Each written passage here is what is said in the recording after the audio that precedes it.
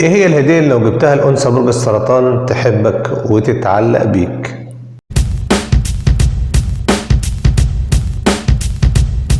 هنكرر دايما الفقرة دي في كل فيديوهات الهدايا. الهدية بتوصل رسالتين. الرسالة الأولى إنك بتطلع فلوس من جيبك عشان تجيب للست حاجة، دي حاجة الست بتقدرها جدا جدا جدا وما تسألنيش ليه.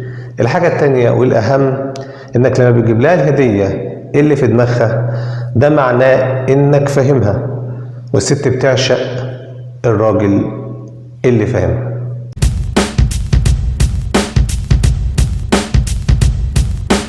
أنثى السرطان هي أكثر بنات جنسها رقة، والرقة دي معناها الأنوثة الطاغية، فخد بالك وأنت بتشتري هدية إنك بتتعامل مع ست كلها أنوثة ورقة.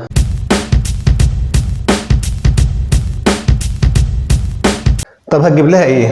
لو ميزانيتك كبيرة ممكن تجيب لها حجر اللؤلؤ أو الذهب، دي الحاجات المفضلة عندها. طب لو الميزانية صغيرة أعمل إيه؟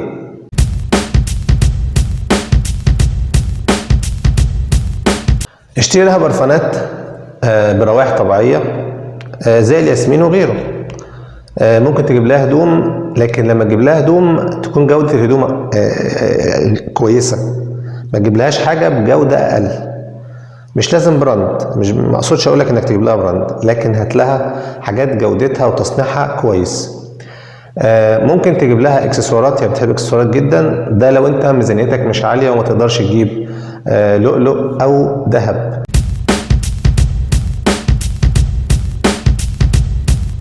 في النهايه ما تنساش تعمل لايك وشير علشان اللي ما شافش الفيديو يستفيد برضه، ولو في اي حاجه اكتبها في الكومنت تحت وانا اجاوبك عليها، وما تنساش طبعا تشترك في القناه عشان يوصلك كل ما هو جديد. والسلام عليكم ورحمه الله وبركاته.